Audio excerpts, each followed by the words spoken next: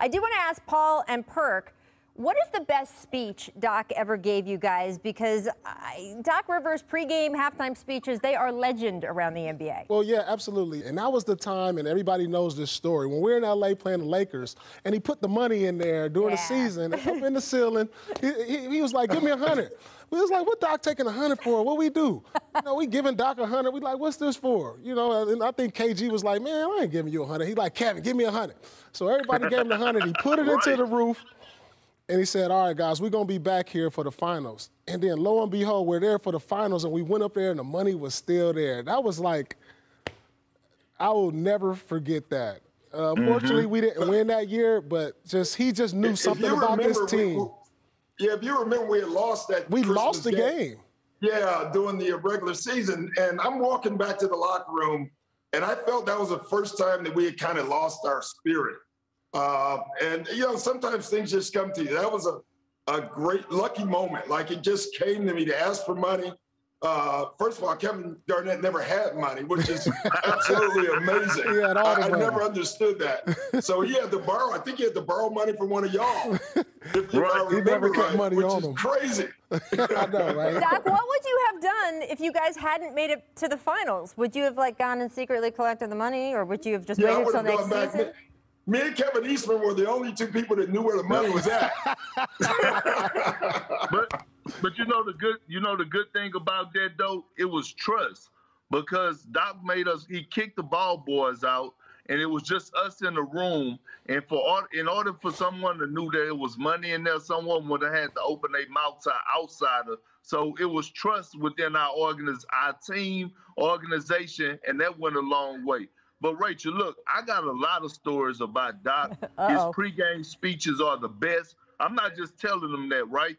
It was one that he had on MLK Day, had me in tears, and I'm sitting up here saying, hold on, Doc, we trying to go play basketball. But I'm going to tell you one thing that I love that Doc did. Our first regular season game, it wasn't a speech that he gave. It was, we walked into the locker room. We was going into the arena. And Gilbert Arenas was talking noise. This was the time that the Washington Wizards was rolling, and, you know, they were talking noise. Picture Gilbert talking. That's so strange. Right. They were kind of a powerhouse in the Eastern Conference. And I remember Doc had the article on the door as we was walking into the locker room, and he also brought up the article again during the pregame and got us fired up. And I think we blew him out by like 50. And it was just in the garden, it was rocking, but he had us going because they was talking, Gilbert Arenas was talking so much noise in the article, and Doc just had to bring it up. And that was my favorite one. Just had to, Doc. You had to. Well, you know, nowadays I don't have to. We got The Jump. We got all these other shows. Y'all talk about it. Y'all doing all my work for me. It's so much easier. We aim to please here. Now I appreciate it. I do want to say, I want to get your take on something we've been talking about on The Jump. You have previously said you think Ben Simmons should win Defensive Player of the Year. Well, Joel Embiid has also said he thinks he should win Defensive Player of the Year. So what is going on? Yeah, Ben, I'm voting for Joel MVP, but Ben is a lot. Like, to me, he guards every position, you know, and he makes such a difference. It's not just at the rim; it's everywhere. Like, he literally at times swallows players, and I've not seen that. I agree, Doc. And to me, the great thing about Ben Simmons is that he has accepted that role. He's not searching for his offense. He's actually searching to be the leader on the defensive end and letting Joel rock out on the offensive end. This is why I got the 76ers coming out of the Eastern Conference, Paul Pierce, okay? So why are you giving me all this infants? Hey, listen. Listen. We know where Paul's winning already, so we're going to have a conversation about this. I mean, you got, Harden, Durant, that's tough. I mean, come on, that's tough. You know, they're going to, you know, I mean, man, Doc, if you wasn't coaching the 76ers, really good. They're really good. I mean, you got 3 all-time players on there. It's hard to not pick them. You guys, by the way, are letting Doc totally give the coach speak and pass. I know you think Embiid should be MVP, so you're going to give Ben Defensive Player of the Year. I agree. But Joel says he should be Defensive Player of the Year too. And I love that. I actually love that. That's a good point. He's been great. Listen, if I can have 1 and 2 defensive votes, then that means Perk is right.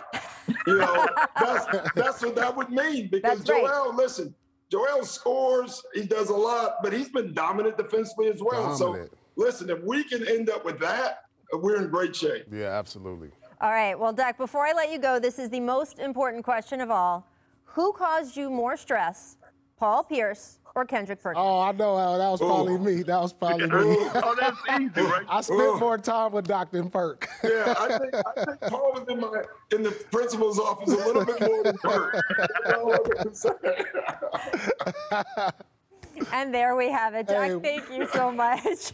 Paul, you want to defend yourself or no before we let him go? We Libras, man. We clash, man. We got the same birthday. October 13th.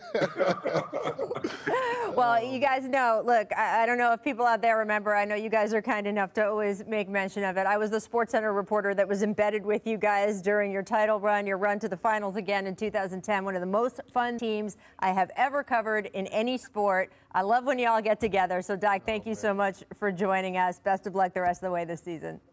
Thanks, guys. And that was a fun group. It was so fun. Absolutely, absolutely. All right, Doc, take it easy. Take care, guys. Thanks for watching ESPN on YouTube. For live streaming sports and premium content, subscribe to ESPN+.